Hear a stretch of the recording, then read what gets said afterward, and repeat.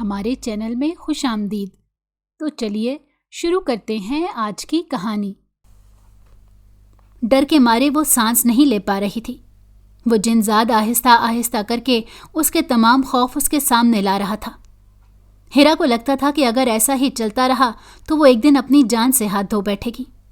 اب سب کچھ اس کے برداشت سے باہر ہو گیا تھا۔ وہ چلا چلا کر اس جنزاد سے معافی مانگتی رہی۔ وہ اس جنزاد کے پاؤں پڑنے کو بھی تیار تھی۔ وہ اسے اپنی زندگی بخشنے کو کہتی، لیکن جنزاد کو تو اس سے ضد ہو گئی تھی۔ وہ کسی بھی صورت ہیرا کی زندگی کو بخشنے کے لیے تیار نہ تھا۔ رات کا دوسرا پہر تھا۔ اتنے عرصے بعد ہیرا پرسکون نیند سو رہی تھی۔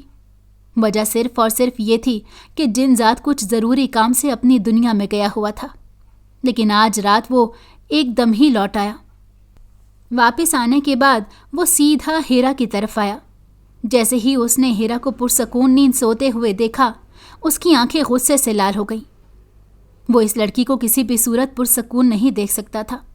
وہ چاہتا تھا کہ یہ لڑکی ہمیشہ بے چین رہے یا ہمیشہ کسی نہ کسی مشکل میں پھنسی رہے۔ جب وہ اس کی آنکھوں میں اپنے لیے خوف دیکھتا تو اسے خوشی ہوتی تھی، اور اسے ان سب پر مجبور کرنے والی ہی ہیرا خود تھی۔ نہ اس نے اس جنزاد سے وہ بات کی ہوتی اور نہ ہی اسے آج ایسا کچھ دیکھنا پڑتا۔ جانے انجانے میں وہ اپنا بہت بڑا نقصان کر بیٹھی تھی۔ اسے لگتا تھا کہ اب وہ ساری زندگی اسی جنزاد کے رحم و کرم پر گزار دے گی۔ اسے اس جنزاد کی بات ماننی پڑے گی اور ہمیشہ اسے اسی جنزاد سے یوں ہی خوفزدہ ہونا پڑے گا۔ جنزاد نے منہ ہی منہ میں کچھ پڑھ کر ہیرا کے اوپر پھونک ماری۔ ہیرا کے جسم کو کرنٹ لگا اور وہ جلدی سے اپنے بستر پر اٹھ بیٹھی۔ یکدم ہی اس کا پورا جسم درد کرنے لگا تھا۔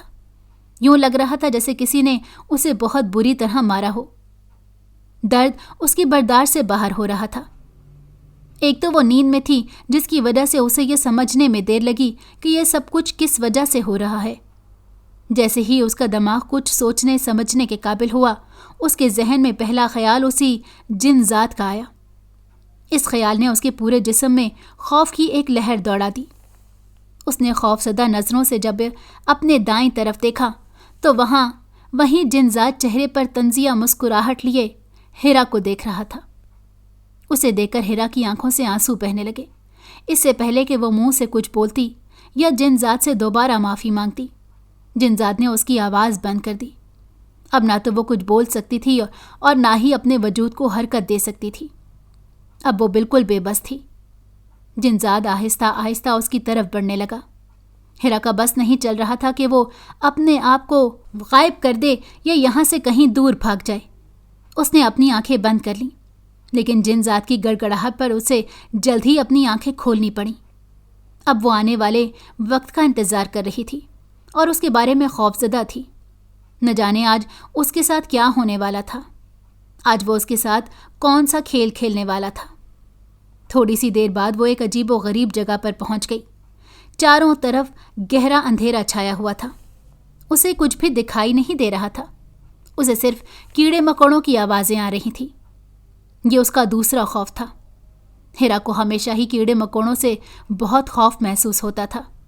انہیں دیکھ کر ہی وہ دور سے چلانا شروع کر دیتی تھی اور وہ زیادہ دیر ان کی طرف دیکھ بھی نہیں سکتی تھی۔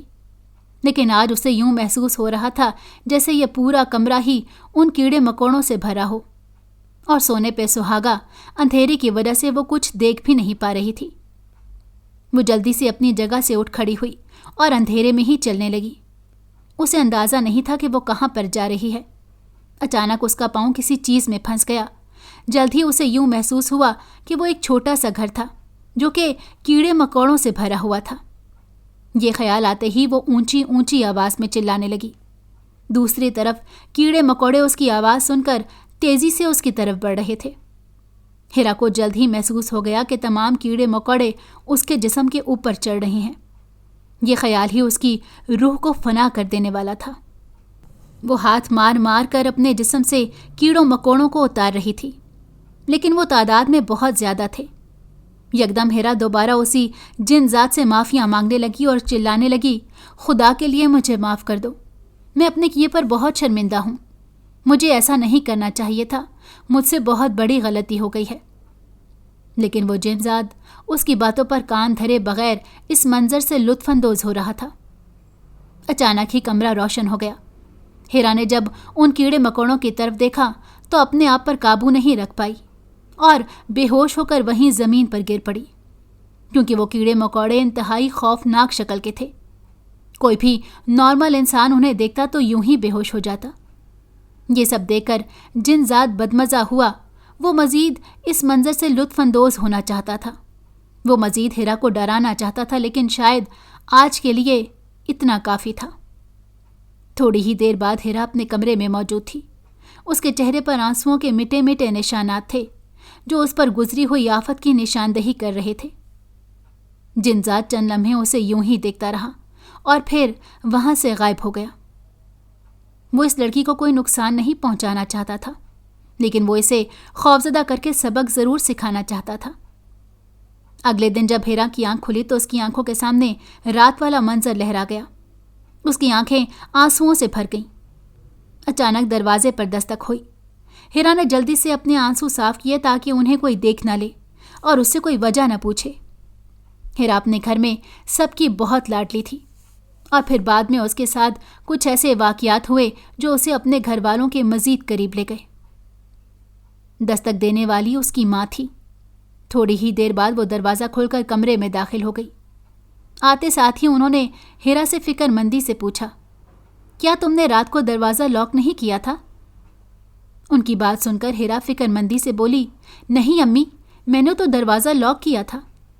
یکدم ہی اس کے ذہن میں اسی جن ذات کا خیال آیا۔ یہ سب شاید اسی کا ہی کیا دھرا تھا۔ اس کی ماں نے جب اپنی بیٹی کی سوجی ہوئی آنکھوں کو دیکھا تو وہ پریشان ہو گئی۔ انہیں ساری بات سمجھ آ گئی کہ ہیرا رات کو روتی رہی ہے۔ انہوں نے جب ہیرا سے پوچھا تو وہ صاف مکر گئی اور کہنے لگی، نہیں، آپ کو غلط فہمی ہوئی ہے، ایسی کوئی بھی بات نہیں ہے۔ انہیں آج کل ہیرا بہت پریشان اور ڈری ہوئی نظر آ رہی تھی۔ انہوں نے 2-3 بار ہیرا سے پوچھنے کی کوشش بھی کی، لیکن ہیرا ہر بار ٹال جاتی۔ اس جنزاد نے ہیرا کو کھلے عام دھمکی دی تھی کہ اگر اس نے کسی کو بتانے کی کوشش کی تو وہ اس کے پورے خاندان کو تباہ و برباد کر دے گا۔ ہیرا کو اس بات کا تو اندازہ تھا کہ وہ بہت طاقتور ہے اور کچھ بھی کر سکتا ہے، لہٰذا وہ خاموشی سے سب کچھ سہ رہی تھی اور اپنے اندر ہی دبائے ہوئے بیٹھی تھی۔ وہ چاہ کر بھی اس جن ذات کے بارے میں کسی کو کچھ نہیں بتا سکتی تھی۔ اس کا کمرہ اس وقت بالکل خالی تھا اور ہوادار اور روشن تھا، جو اس بات کی نشانی تھی کہ وہ جن ذات اس وقت اس کے کمرے میں موجود نہیں ہے۔ اس نے ایک ٹھنڈی سانس خارج کی اور تھوڑی ہی دیر بعد کمرے سے باہر نکل گئی، جہاں اس کی ماں اس کے لیے ناشتہ میز پر سجائے ہوئے بیٹھی تھی۔ اس کا ناشتہ کرنے کا بالکل دل نہیں تھا، لیکن رات بھی کھانا نہ کھانے کی وجہ سے اسے کمزوری ہو رہی تھی۔ اس وجہ سے اس نے 2-3 نوالے لے لیے۔ اچانک اس کی ماں بول پڑی، آج شام تمہاری چچا زاد بہن کی مہندی ہے۔ ہیرا نے خاموشی سے اس کی بات سنی، کیونکہ وہ جانتی تھی کہ اب اس کی ماں اسے کیا کہنے والی ہے۔ وہ ضرور اسے شادی پر جانے کے لیے کہتی، جبکہ ہیرا فی الحال کسی کا بھی سامنا کرنے کے لیے تیار نہیں تھی۔ تم شام کو تیار رہنا، میں نے تمہارے لیے ایک جوڑا بنوا کے رکھا ہوا ہے، تم وہی پہننا۔ یہ کہہ کر اس کی ماں خاموش ہو گئی۔ ہیرا نے پہلے تحمل سے اپنی ماں کی بات سنی اور پھر نہایت ہی دھیمے لہجے میں بولی، امی، میں نے آپ کو پہلے بھی کہا ہے اور ابھی بھی بتا رہی ہوں کہ مجھے فی الحال کسی کا بھی سامنا نہیں کرنا، اور میں فی الحال کسی کے سوالوں کا جواب دینے کے لیے تیار نہیں ہوں۔ مہربانی کر کے مجھے آپ میرے حال پر چھوڑ دیں۔ لیکن اس کی ماں تو جیسے اس کی بات ہی نہیں سن رہی تھی، وہ اپنی ہی کہے جا رہی تھی۔ ہیرا کو بہت حیرت ہوئی، کیونکہ آج سے پہلے ایسا کبھی نہیں ہوا تھا۔ پھر آخر میں جیت اس کی ماں کی ہی ہوئی۔ ہیرا نے وہاں پر جانے کی حامی بھر لی۔ شام کے وقت ہی وہ اپنی امی کے ساتھ اپنی چچا زاد بہن کے گھر چلی گئی۔ ہیرا کو بہت عجیب محسوس ہو رہا تھا، کیونکہ تمام رشتہ دار اسے عجیب و غریب نظروں سے گھورے جا رہے تھے۔ کچھ کی نظروں میں فکر تھی اور کچھ کی نظروں میں طنز، جبکہ کچھ لوگ اس کو ترحم آمیز نظروں سے گھور رہے تھے۔ ہیرا کا بس نہیں چل رہا تھا کہ زمین پھٹے اور وہ اس میں سما جائے۔ آخر اسے کیا ضرورت تھی اپنی امی کی بات ماننے کی؟ کاش وہ ضد کر لیتی اور یہاں پر نہ آتی۔ اچانک ہیرا کو وہی احساس ہونے لگا جو اسے جن ذات کی موجودگی میں ہوتا تھا۔ اس کا دل تیزی سے دھڑکنے لگا۔ اسے پتہ چل گیا تھا کہ وہ جن ذات یہاں پر آ گیا ہے۔ اب ہیرا کو ڈر تھا کہ وہ کہیں کوئی ڈرامہ نہ کر دے۔ اگر یہاں پر کوئی ڈرامہ ہو جاتا تو رشتہ داروں کو اس کے خلاف بولنے کے لیے ایک اور بات مل جاتی۔ وہ خوفزدہ نظروں سے اپنے آس پاس دیکھ رہی تھی، لیکن وہ جن ذات اسے کہیں بھی نظر نہیں آ رہا تھا۔ وہ خاموشی سے رشتہ داروں کے بیچ سے اٹھ کر ایک علیحدہ جگہ پر بیٹھ گئی۔ وہاں پر بہت کم لوگ تھے، اور یہ بھی وہ لوگ تھے جنہیں وہ نہیں جانتی تھی۔ ضرور یہ دوسری برادری کے تھے۔ وہاں اسے بیٹھے ہوئے تھوڑی ہی دیر ہوئی تھی کہ اس کا کزن وہاں پر آ گیا۔ ارسلان نہ صرف اس کا کزن تھا بلکہ اس کا بچپن کا دوست بھی تھا، اور وہ دل ہی دل میں ہیرا کو پسند بھی کرتا تھا۔ لیکن ہیرا نے کبھی اسے اس نظر سے نہیں دیکھا تھا۔ یہی وجہ تھی کہ جب ارسلان نے اسے شادی کے لیے کہا تو اس نے انکار کر دیا۔ آپ اتنے عرصے بعد جب وہ اس کے سامنے آیا تو ہیرا کو سمجھ نہیں آ رہا تھا کہ وہ اس سے کیا بات کرے، اس سے کیا کہے۔ چنانچہ ارسلان نے خود ہی ہیرا سے بات کا آغاز کیا اور ہیرا سے اس کی خیریت پوچھنے لگا۔ دوسری طرف اس جن ذات کی موجودگی کا احساس شدت پکڑ چکا تھا۔ اب ہیرا کو اس بات کا شک ہونے لگا تھا کہ وہ اس کے بالکل آس پاس موجود ہے۔ 2-3 بار پہلے بھی اس جن ذات نے ہیرا کو کسی بھی مرد سے بات کرنے سے منع کیا تھا، جبکہ آج جب خود ارسلان اس کے پاس آیا تھا تو ہیرا کو سمجھ نہیں آ رہی تھی کہ وہ اس کو کیسے واپس بھیجے یا وہ خود کیسے وہاں سے ہٹے۔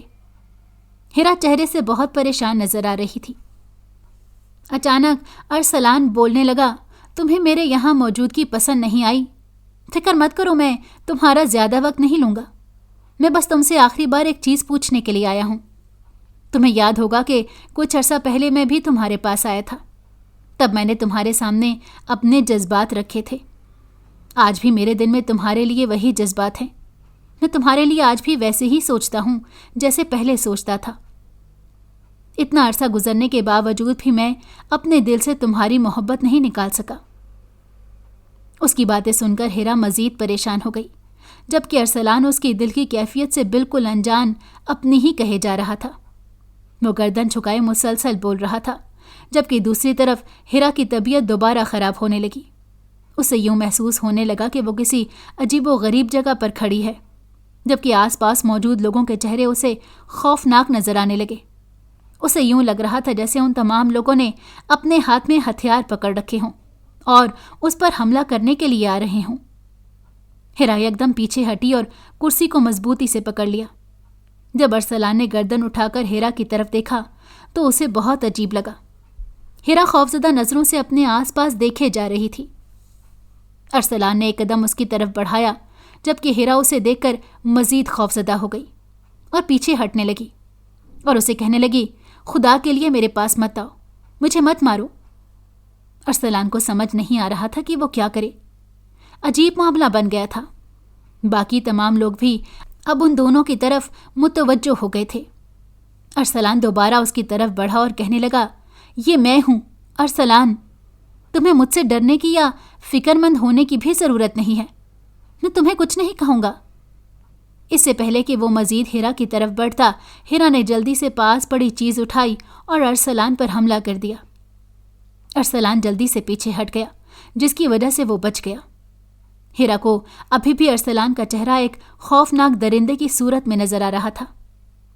وہ پاس پڑی چیزیں ایک ایک کر کے اٹھا کر ارسلان کے اوپر پھینکنے لگی اور اونچی اونچی آواز میں چلانے لگی، دور ہٹ جاؤ، مجھ سے دور ہٹ جاؤ۔ دیکھتے ہی دیکھتے اس کی آنکھیں لال ہونے لگی، یوں لگ رہا تھا جیسے ابھی ان کی آنکھوں سے خون ٹپکنے لگے گا۔ تمام لوگ ہیرا کی یہ حالت دیکھ کر مختلف باتیں کر رہے تھے۔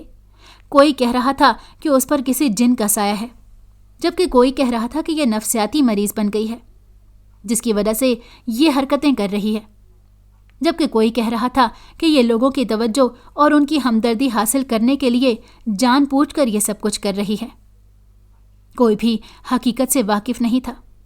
کوئی نہیں جانتا تھا کہ اس کے اندر کون سی جنگ چھڑی ہوئی ہے۔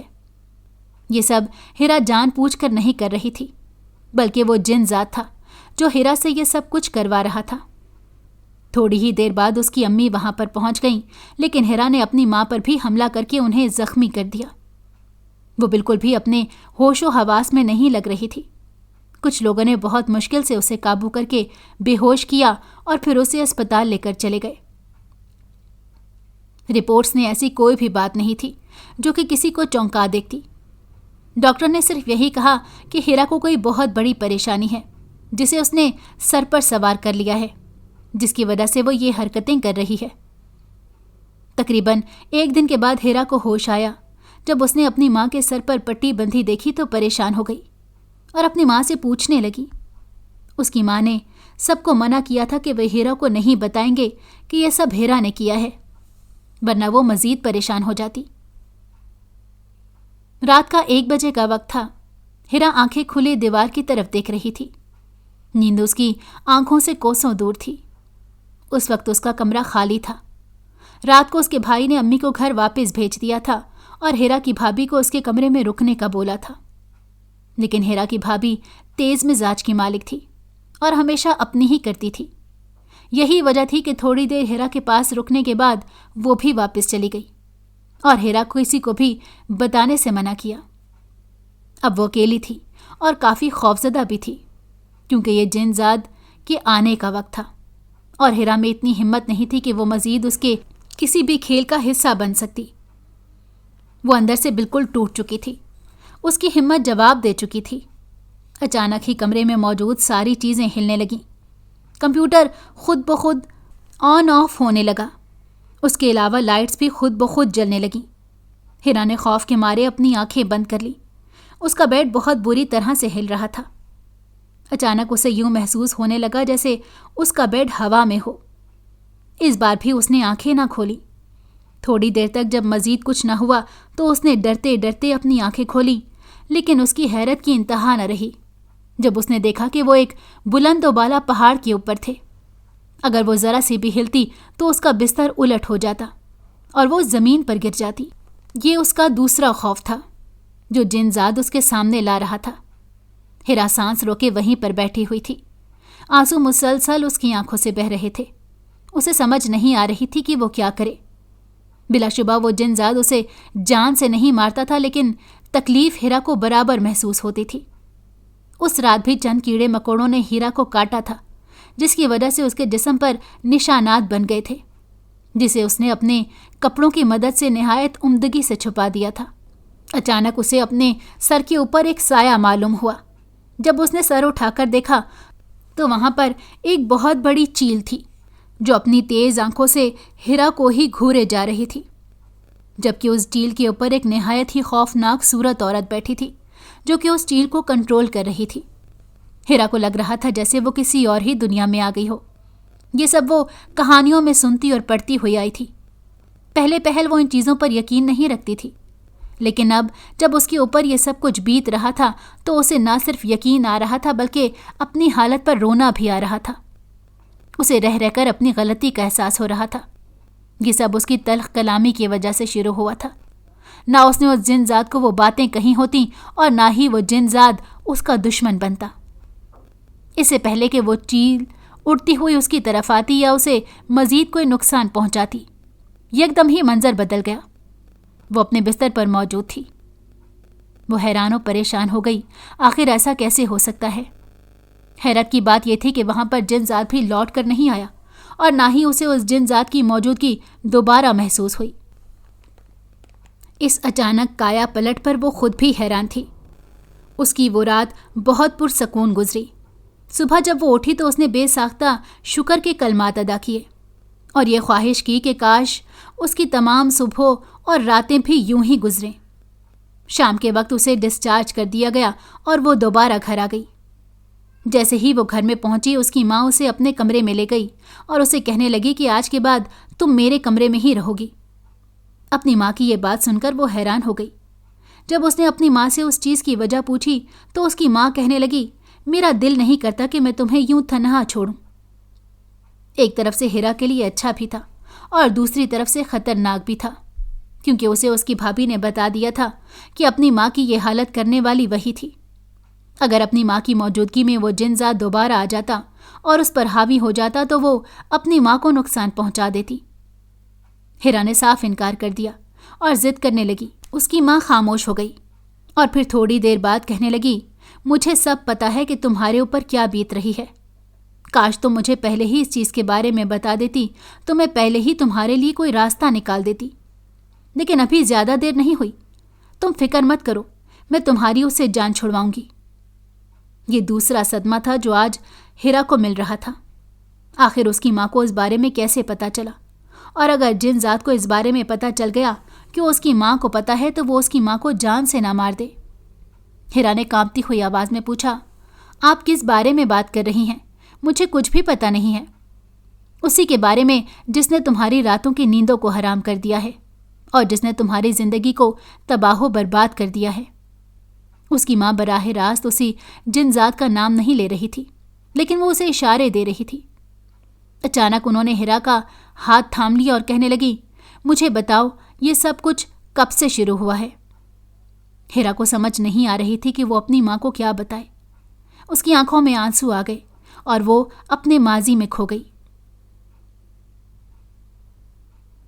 آج سے تقریباً 6 مہینے پہلے ہیرا اپنی زندگی پرسکون طریقے سے گزار رہی تھی۔ اس کی زندگی میں ایسی کسی قسم کی تنگی اور پریشانی نہیں تھی۔ اس کا نکاح اس کی مرضی سے اس کے کلاس فیلو سے ہو رہا تھا، جس کو وہ بچپن سے ہی چاہتی تھی۔ اس چیز نے ہیرا کو مزید مغرور بنا دیا تھا۔ اسے یوں لگتا تھا کہ جو چیز اسے پسند ہے وہ اس کی ملکیت ہے اور کوئی دوسرا اسے نہیں چھین سکتا، لیکن وہ نہیں جانتی تھی کہ قدرت کو کچھ اور ہی منظور ہے۔ وہ اس بات سے بالکل انجان تھی کہ آگے جا کر اس کے ساتھ کیا ہونے والا ہے۔ ہیرا کے 4 بھائی تھے۔ وہ اپنے بھائیوں کی اکلوتی بہن تھی اور گھر میں سب سے چھوٹی تھی۔ یہی وجہ تھی کہ وہ سب سے لاڈلی تھی۔ اس کی کوئی بھی خواہش اس کے منہ سے نکلنے سے پہلے ہی پوری ہو جاتی تھی۔ اس کے علاوہ اسے سب سے بے پناہ پیار ملتا تھا، نہ صرف اپنے گھر والوں کی بلکہ اپنے خاندان کی بھی لاڈلی تھی۔ ہیرا کی فیملی کافی اوپن مائنڈڈ تھی، اس وجہ سے انہوں نے کبھی بھی اس کے اوپر کسی بھی قسم کی پابندی عائد کرنے کی کوشش نہیں کی۔ ان کا ماننا تھا کہ 18 سال کے بعد انسان سمجھدار ہو جاتا ہے، کم از کم اس میں اتنی عقل تو آ ہی جاتی ہے کہ وہ اس بات کا فیصلہ کر سکے کہ اس کے لیے کیا ٹھیک ہے اور کیا غلط ہے۔ لہٰذا جب ہیرا نے یونیورسٹی میں داخلے کی پرمیشن مانگی تو اسے بغیر کسی مشکل کا سامنا کیے گھر والوں سے اجازت مل گئی، اور یوں اس نے یونیورسٹی جانا شروع کر دیا۔ یونیورسٹی میں پہلے ہی دن اس کا ٹکراؤ ایسے انسان سے ہوا جس نے اس کے دل میں پہلی ہی ملاقات میں گھر بنا دیا۔ ہیرا شروع سے ہی حسن پرست تھی۔ اسے حسن بہت بھاتا تھا۔ ہر وہ چیز اسے متاثر کرتی تھی جو حسین ہوتی تھی۔ ہیرا خود بھی کچھ کم خوبصورت نہیں تھی۔ کوئی بھی اسے دیکھتا تو پہلی ہی نظر میں اس کا دیوانہ ہو جاتا، اور یہی سین یہاں پر ہوا۔ سرمد سے ہیرا کی پہلی ملاقات کینٹین میں ہوئی۔ ہیرا نے اپنے دوست سے یہ بات نکلوا لی کہ وہ 3 سیمسٹر کا اسٹوڈنٹ ہے، اور پھر آہستہ آہستہ کر کے دونوں میں بات چیت شروع ہونے لگی۔ جلد ہی سرمد نے ہیرا سے اپنی محبت کا اظہار کر دیا۔ ہیرا جو یہ سوچ رہی تھی کہ نہ جانے کیسے وہ سرمد کو اپنے جذبات سے آگاہ کرے گی، کہیں سرمد اس بات کا برا نہ مان لے کہ ایک لڑکی نے خود اپنے منہ سے اس محبت کا اظہار کیا ہے۔ لیکن جب اس نے سرمد سے اپنے لیے یہ جذبات سنے تو وہ ہواؤں میں اڑنے لگی۔ دوسری طرف سرمد نے جب اپنے گھر والوں سے اس بارے میں بات کی تو اسے سخت مایوسی کا سامنا کرنا پڑا، کیونکہ اس کی ماں کسی بھی صورت اس کی شادی ہیرا سے کروانے پر رضامند نہیں ہو رہی تھی۔ وہ اس کی منگنی بچپن میں ہی اس کی خالہ زاد سے طے کر چکی تھی۔ یوں ہیرا کو بغیر دیکھے ہی ان کے دل میں ہی اس کے لیے نفرت پیدا ہو گئی، کیونکہ ہیرا کی ہی وجہ سے ان کا بیٹا ان سے بدتمیزی کر رہا تھا اور انہیں گھر چھوڑنے کی دھمکی دے رہا تھا۔ مجبور ہو کر انہوں نے اپنے بیٹے کی بات ماننے کا فیصلہ کر دیا۔ دوسری طرف ہیرا کو اس سلسلے میں کسی بھی قسم کی مشکل کا سامنا نہیں کرنا پڑا۔ اس کی ماں فوراً راضی ہو گئی، اور پھر اس کی ماں نے ہی اس کے بھائیوں کو منایا۔ وقت تیزی سے گزر رہا تھا۔ اس کی ماں نے ان کی پڑھائی مکمل ہونے کے بعد دونوں کے نکاح کا اعلان کر دیا، اور پھر جب سرمد کو جاب مل جائے گی تب وہ رخصتی کر دیں گے۔ لیکن جب سرمد کی ماں ہیرا کے لیے رشتہ لے کر آئی تو ان کا لہجہ کوئی اور ہی کہانی سنا رہا تھا۔ وہ اس شادی پر رضامند نظر نہیں آ رہی تھی، نہ ہی انہوں نے کسی قسم کے ولولے کا اظہار کیا۔ جب ہیرا کی ماں نے اس سے اس بات کا ذکر کیا تو ہیرا کہنے لگی کہ وہ ہیں ہی ایسی، زیادہ کسی میں گھلتی ملتی نہیں ہے، جبکہ اندر سے اسے یہ بات کھٹک رہی تھی، لیکن وہ سرمد کی وجہ سے خاموش تھی۔ دن تیزی سے گزرتے جا رہے تھے۔ ہیرا کا آخری سیمسٹر تھا۔ وہ جلدی جلدی اپنی پڑھائی مکمل ہونے کا انتظار کر رہی تھی تاکہ اس کی شادی سرمد سے ہو سکے۔ ایک دن وہ یونیورسٹی سے کافی لیٹ ہو گئی۔ اس کا موبائل فون بھی آف تھا، جس کی وجہ سے وہ گھر والوں کو اس بارے میں نہیں بتا سکی۔ جب وہ گھر پہنچی تو اس نے دیکھا کہ گھر پر تالا لگا ہوا تھا، یعنی اس کے گھر والے اس کی نانوں کی طرف گئے تھے۔ وہ اس قدر تھکی ہوئی تھی کہ اس نے نانوں کے گھر جانے کا فیصلہ کینسل کر دیا اور اپنے بیگ سے ڈپلیکیٹ چابی نکال کر گھر کے اندر داخل ہو گئی۔ چاروں طرف اندھیرا پھیلا ہوا تھا۔ عجیب سی وحشت تھی۔ نچلے پورشن میں اس کا دم گھٹنے لگا۔ وہ ٹھنڈی ہوا لینے کے لیے اوپر چھت پر آ گئی۔ مغرب کا وقت تھا۔ رات کا اندھیرا چاروں طرف پھیل رہا تھا۔ اسے اچھی طرح اندازہ تھا کہ اس پر یوں چھت پر کھڑا ہونا ٹھیک نہیں ہے، لیکن اس کے علاوہ اسے کوئی دوسرا راستہ نظر نہیں آ رہا تھا۔ ٹھنڈی ہوا چل رہی تھی جو کہ اس کی روح کو تازگی بخش رہی تھی۔ اچانک اس کا دل گھبرانے لگا۔ اس کی چھٹی حص اس کو یہاں سے ہٹنے کے لیے کہہ رہی تھی۔ جب بھی کچھ غلط ہونے والا ہوتا اس کی چھٹی حص اسے اشارہ دیتی۔ اس دن اس نے اس اشارے کو جان بوجھ کر نظر انداز کیا۔ یہاں اس سے سب سے بڑی غلطی ہوئی۔ ایک جن ذات جو بے مقصد ہی ہوا میں اڑتا پھر رہا تھا، جب اس کی نظر چھت پر کھڑی ایک معصوم دوشیزہ پر پڑی تو اس کا دل بے ایمان ہو گیا۔ وہ پہلی ہی نظر میں اس کے عشق میں گرفتار ہو گیا، جبکہ دوسری طرف ہیرا کو عجیب و غریب احساس ہو رہا تھا۔ اسے یوں لگ رہا تھا جیسے کوئی اسے مسلسل دیکھ رہا ہو۔ اس نے فکر مندی سے جب گردن اٹھا کر اوپر دیکھا تو اسے کچھ بھی نظر نہیں آیا، لیکن اسے اپنے اوپر کسی کا عکس معلوم ہو رہا تھا۔ اس سے پہلے کہ وہ جلد اس کے پاس آتا یا اس سے کچھ کہتا، اچانک ہیرا کے کانوں میں گھر والوں کی آواز پڑی۔ اس کے گھر والے واپس آ چکے تھے۔ وہ جلدی سے سیڑھیاں اتر کر نیچے چلی گئی۔ اس کے ساتھ ہی اس کی زندگی میں ایک نیا موڑ آیا۔ اس کے ساتھ عجیب و غریب واقعات ہونے لگے۔ وہ جو بھی کام کرتی وہ الٹا ہو جاتا۔ وہ عجیب اور بے مقصد حرکتیں کرنے لگی تھی۔ بعض اوقات اسے خود پر شدید غصہ آتا۔ وہ یہ سب کچھ جان بوجھ کر نہیں کرتی تھی، بلکہ کوئی تھا جو اس سے یہ سب کچھ کروا رہا تھا۔ وہ جن شرارتی طبیعت کا مالک تھا اور محبت کا اظہار بھی اسی طریقے سے کرتا تھا۔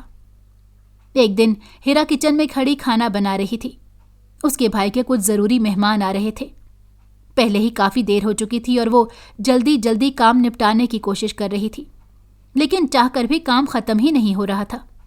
کبھی ایک چیز غائب ہو جاتی تو کبھی دوسری چیز غائب ہو جاتی۔ کھانے میں نمک ڈالنے کے لیے اس نے نمک کا ڈبہ اٹھانا چاہا، لیکن وہاں سے ڈبہ غائب تھا۔ اسے شدید حیرت ہوئی۔ تھوڑی دیر پہلے تک تو وہ یہیں پر پڑا ہوا تھا، لیکن ابھی اس کے پاس اتنا ٹائم نہیں تھا کہ وہ اسے ڈھونڈتی۔ چنانچہ اس نے دراز سے نمک کا نیا پیکٹ نکالا۔ پیکٹ کھولنے اور کھانے میں نمک ڈالنے کے بعد اس نے دیکھا کہ وہ ڈبہ اس کے بالکل سامنے پڑا ہوا تھا، جو کہ تھوڑی دیر پہلے تک وہاں سے نہیں تھا۔ اور پھر بعد میں دوسری چیزوں کے ساتھ ایسا ہی ہوا۔ اس نے مرچیں ڈالنے کے لیے ڈبہ اٹھانا چاہا، لیکن وہ ڈبہ بھی وہاں سے غائب تھا۔ شیلف پر پیکٹوں کا ڈھیر لگا ہوا تھا۔ تھوڑی دیر بعد جب اس کی ماں کچن میں آئی تو دیکھ کر حیران رہ گئی۔ پہلے سے موجود چیزوں کے پیکٹ بھی دوبارہ کھلے ہوئے تھے۔ انہوں نے اپنا سر پکڑ لیا اور ہیرا کو ڈانٹنے لگی کہ نہ جانے تم میں کب عقل آئے گی، جبکہ ہیرا کو سمجھ نہیں آ رہا تھا کہ وہ اپنی ماں کو کیسے سمجھائے کہ تھوڑی دیر پہلے اس کے ساتھ کیا ہوا۔ اسے لگ رہا تھا کہ اگر ایسے ہی چلتا رہا تو وہ پاگل ہو جائے گی۔ نہ صرف یہ بلکہ ہیرا کا بنایا ہوا پورا کا پورا کھانا بھی جل جاتا۔ ان واقعات کا سلسلہ بڑھتا ہی جا رہا تھا۔ ہیرا کو سمجھ نہیں آ رہی تھی کہ وہ کیا کرے۔ اگر وہ کسی کو اس بارے میں بتانے کی کوشش کرتی تو اگلا اس کا مذاق بناتا۔ وہ یہی سمجھتا کہ ہیرا جھوٹ بول رہی ہے، کیونکہ ہر کوئی ہیرا کی طبیعت سے واقف تھا۔ وہ کافی شرارتی تھی اور کسی حد تک اس کی باتوں میں جھوٹ کی ملاوٹ بھی ہوتی تھی۔ اسی وجہ سے کوئی بھی اس کی بات پر یقین نہیں کر رہا تھا۔ اس کی ماں کو بھی یہی لگ رہا تھا کہ وہ مستی کر رہی ہے۔ اب واقعات کے علاوہ ہیرا کو اپنے ساتھ کسی کی موجودگی کا بھی احساس ہونے لگا۔ یہ احساس اس قدر شدید ہوتا کہ وہ اس چیز کو بھی جھٹلا نہیں پاتی اور نہ ہی وہ اس کو اپنا وہم قرار دے سکتی تھی۔ دوسری طرف اس کی شادی کی ڈیٹ نزدیک آ رہی تھی۔ اسے صرف اور صرف اپنی شادی کا انتظار تھا۔ اسے لگ رہا تھا کہ وہ جب یہاں سے چلی جائے گی تو یہ سب کچھ بھی ختم ہو جائے گا، لیکن یہ صرف اور صرف اس کا وہم تھا۔ ایک دن وہ اپنے کمرے میں بیٹھی نوٹس بنا رہی تھی جب اچانک ٹھنڈی ہوا کمرے میں آئی۔ اس نے کھڑکی کی طرف دیکھا اور سوچا کہ تھوڑی دیر پہلے ہی اس نے کھڑکی بند کی تھی، پھر یہ خود بخود ہی کیسے کھل گئی؟ وہ دوبارہ گئی اور جا کر کھڑکی بند کر دی۔ ابھی اس نے چند قدم ہی آگے بڑھائے تھے کہ کھڑکی دوبارہ کھل گئی۔ اب اسے غصہ آنے لگا۔ اس کی ناک غصے سے لال ہو گئی تھی، جبکہ دوسری طرف وہ جنزاد اس کی یہ حالت دیکھ کر لطف اندوز ہو رہا تھا۔ نہ جانے کیوں اسے اس لڑکی کو چڑھانے میں بہت مزہ آتا تھا۔ ہیرا نے اس بار بھی اپنے آپ پر قابو رکھا اور خاموشی سے جا کر کھڑکی بند کر دی، لیکن جب تیسری بار کھڑکی کھولی تو ہیرا کا صبر کا پیمانہ لبریز ہو گیا اور وہ انتہائی غصے سے پوچھنے لگی، کون ہو تم اور مجھ سے کیا چاہتے ہو؟ آخر ان حرکتوں کا مقصد کیا ہے؟ تم مجھے کیا بتانا چاہتے ہو کہ تم کس قدر گھٹیا ہو؟ ہیرا کو سمجھ نہیں آ رہا تھا کہ وہ اس سے میں کیا بولتی جا رہی ہے۔ دوسری طرف اس کے یہ الفاظ جن ذات کا پارا ہائی ہو گیا۔ اس سے آج تک اس لہجے میں کسی نے بھی بات نہیں کی تھی۔ آخر ایک عام سی لڑکی کی اتنی ہمت کہ وہ اس سے اس لہجے میں مخاطب ہو۔ تھوڑی دیر تک بعد اس کی آنکھوں کے سامنے دھواں اکٹھا ہونے لگا۔ یہ دیکھ کر ہیرا ایک لمحے کو خوفزدہ ہو گئی، لیکن وہ اس قدر غصے میں تھی کہ اس کی آگے اس کا خوف بھی زیادہ دیر ٹک نہ پایا۔ جب وہاں سے دھواں غائب ہوا تو اس نے دیکھا کہ وہاں پر نہایت خوبصورت نوجوان کھڑا تھا۔ اس سے زیادہ خوبصورت نوجوان اس نے اپنی ساری زندگی میں نہیں دیکھا تھا، لیکن فی الوقت اسے حسن بھی متاثر نہیں کر رہا تھا۔ وہ نہ جانے خود کو کیا سمجھ بیٹھی تھی۔ وہ یہ بات بھی بھول گئی تھی کہ اس کے سامنے کوئی عام شخص نہیں کھڑا جس سے وہ یہ سب باتیں کر رہی ہے۔ اس کی اپنی حیثیت ایک عام آدم زادی کی تھی۔ اسے اپنے سامنے دیکھ کر حسا نے اپنے لہجے پر قابو پایا اور انتہائی غصے سے بولی، کون ہو تم اور مجھ سے کیا چاہتے ہو؟ اس کے لہجے میں نفرت واضح تھی۔ جنزاد نے کچھ دیر اس کے اس لہجے کو برداشت کیا اور پھر اپنا مدعا اس کے سامنے رکھ دیا کہ وہ اسے اپنا بنانا چاہتا ہے اور اسے اپنے ساتھ لے کر جانا چاہتا ہے۔ یہ سننے کی ہی دیر تھی کہ ہیرا کا پارا ہائی ہو گیا اور وہ نہایت ہی غصے میں کہنے لگی، تمہاری ہمت بھی کیسے ہوئی یہ سب سوچنے کی؟ تمہیں لگتا ہے کہ میں تم جیسی مخلوق سے شادی کروں گی؟ یہ سوچ اپنے دل سے نکال دو اور میری زندگی سے نکل جاؤ۔ اس کے علاوہ اس کے منہ میں جو بھی آتا گیا وہ اس جنزاد کو سناتی گئی۔ جنزاد کی آنکھیں غصے سے لال ہونے لگیں۔ اس نے صرف ایک ہی بات کہی کہ آج کے بعد تمہاری بربادی کے دن شروع ہو گئے ہیں۔ تم سوچ بھی نہیں سکتی کہ تم نے یہ سب کہہ کر اپنے لیے کتنی بڑی مشکل پیدا کر دی ہے۔ اب تم ساری زندگی پچھتاتی رہو گی اور مجھ سے اپنے ان الفاظ کی معافی مانگتی رہو گی، لیکن میں تمہیں کبھی معاف نہیں کروں گا۔ یہ کہہ کر وہ جنزاد وہاں سے چلا گیا، جبکہ پیچھے ہیرا اپنا سر پکڑ کر رہ گئی۔ اسے ابھی تک یقین نہیں آ رہا تھا کہ اس نے اس اندیکھی مخلوق کو اتنی ساری باتیں سنا دی۔ آخر اس میں اتنی ہمت کہاں سے آئی؟ اور دوسرا، رہ رہ کر اسے خود پر غصہ آ رہا تھا اور ڈر بھی لگ رہا تھا کہ اگر اس نے واقعی کچھ برا کر دیا یا اس نے واقعی کسی کو نقصان پہنچا دیا تو وہ تب کیا کرے گی؟ لیکن اب بہت دیر ہو چکی تھی۔ اب پانی سر سے بہت اونچا ہو چکا تھا۔ اگلے دن وہ برائیڈل روم میں تھی۔ باہر مولوی اور سرمد اس کا انتظار کر رہے تھے۔ آج اس کا نکاح پڑھایا جانا تھا۔ تھوڑی دیر بعد تمام لڑکیاں وہاں سے چلی گئیں اور ہیرا کو بولا کہ وہ تھوڑی دیر بعد آ کر اسے لے جائیں گی۔ اس وقت ہیرا اس روم میں اکیلی تھی، جب اچانک سے اسے یوں محسوس ہونے لگا کہ وہ اکیلی نہیں ہے، اس کے علاوہ کوئی اور بھی موجود ہے۔ اس نے خوفزدہ نظروں سے اپنے آس پاس دیکھا، لیکن اسے کوئی بھی نظر نہیں آیا۔ اچانک اس کے کانوں میں سرگوشی ہوئی، تم بہت حسین لگ رہی ہو، لیکن تمہاری بدقسمتی جس کے لیے تم اتنی بنی سنوری ہو وہ کبھی بھی تمہیں حاصل نہیں کر سکے گا۔ اور اس کے ساتھ ہی ہیرا کے جسم کو ایک جھٹکا لگا۔ وہ جنزاد اس کے اندر داخل ہو گیا تھا۔ یکدم ہیرا کی آنکھیں لال ہونے لگیں۔ تھوڑی دیر بعد تمام لڑکیاں ہیرا کو لے کر باہر چلی گئی۔ ہیرا کے چہرے کو دیکھ کر اندازہ لگانا مشکل تھا کہ اس کے تاثرات کیسے ہیں، لیکن جب مولوی نے اسے نکاح کا پوچھا تو اس نے صاف انکار کر دیا۔ اس کا انکار سن کر تمام گھر والے یکدم ہی پریشان ہو گئے۔ دوسری طرف ہیرا کی ساس بھی آئی اور اس سے پہلے کہ وہ ہیرا سے کوئی باتیں سناتی یا اسے برا بھلا کہتی، ہیرا نے رکھ کر الٹے ہاتھ کا تھپڑ اس کے چہرے پر جڑ دیا۔ وہ اپنے ہوش و حواس میں نہیں لگ رہی تھی، اس کی آنکھوں سے وحشت ٹپک رہی تھی۔ تھوڑی ہی دیر بعد وہ بے ہوش ہو کر زمین پر گر پڑی، لیکن اس کا نکاح ہونے سے پہلے ہی ٹوٹ چکا تھا۔ سرمد کو ہیرا سے اس رویے کی بالکل بھی امید نہیں تھی۔ وہ اپنے ماں باپ کو لے کر گھر واپس چلا گیا، جبکہ اس کے بھائی اسے لے کر اسپتال چلے گئے، جہاں پر ڈاکٹر نے انہیں بتایا کہ اسے اینزائٹی اٹیک ہوا ہے۔ کہاں کھو گئی ہیرا؟ اپنی ماں کی بات سن کر ہوش کی دنیا میں واپس آئی۔ تمہیں فکر کرنے کی ضرورت نہیں ہے، وہ جنزاد ہم دونوں کی باتیں نہیں سن سکتا۔ میں نے پہلے ہی بہت سی دعاؤں کا ورد کر لیا ہے اور ایک وظیفہ پڑھ کر اس کمرے کے گرد حصار قائم کر لیا ہے۔ اب اس کمرے کے اندر ہم دونوں میں جو بھی بات ہوگی وہ جنزاد تو کیا کوئی بھی نہیں سن سکتا۔ اور پھر ہیرا نے انہیں ساری بات بتا دی۔ ہیرا کی ماں کو اس دن ہی شک ہو گیا تھا کہ یہ دوسرا ہی معاملہ ہے جس دن ہیرا کا نکاح ٹوٹا تھا، لیکن ان کے بیٹے چونکہ اس چیز پر یقین نہیں رکھتے تھے، اسی لیے انہوں نے اپنے بیٹے کو مجبور نہیں کیا۔ لیکن وقت گزرنے کے ساتھ ساتھ وہ ہیرا میں تبدیلی محسوس کر رہی تھی، اسی لیے وہ خود ہی ایک عامل کے پاس چلی گئی اور انہیں ساری بات سے آگاہ کر دیا۔ عامر نے حساب کر کے جلد ہی پتہ لگا لیا کہ یہ سب کچھ ایک جن ذات کا کیا دھرا ہے، جو کہ اپنے غصے کی وجہ سے یہ سب کچھ کر رہا ہے، اور وہ اس لیے ہیرا کے اوپر قابض ہو گیا ہے کیونکہ ہیرا قرآن اور دین سے بہت دور ہے۔ اس دن کے بعد ہیرا نے اپنی ماں کے ساتھ باقاعدہ قرآنی آیات کا ورد کرنا شروع کر دیا۔ وہ جن ذات چاہ کر بھی ہیرا کو نقصان نہیں پہنچا پا رہا تھا اور نہ ہی اس کے قریب جا پا رہا تھا۔ اب ہیرا نے اسے ہمیشہ ہمیشہ کے لیے جان چھڑوانی تھی، اس کے لیے اسے ایک عمل کرنا تھا۔ چنانچہ وہ اسی کا عمل اس کے آستانے پر چلی گئی اور ساری رات بیٹھ کر وہ عمل کرتی رہی۔ جنزاد اسے بھٹکانے کی ہر ممکن کوشش کرتا رہا اور ایک ایک کر کے تمام خوف اس کے سامنے لاتا رہا، لیکن ہیرا نے ہمت سے کام لیا اور فجر کی اذانوں کے ساتھ ہی وہ ہر طرح کے بوجھ سے آزاد تھی۔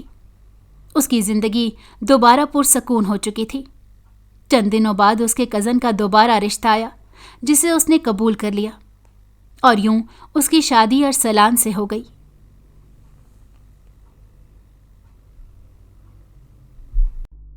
اگر آپ کو ہماری کہانی پسند آئی ہو تو ہمارے چینل کو لائک کریں اور سبسکرائب کر دیں۔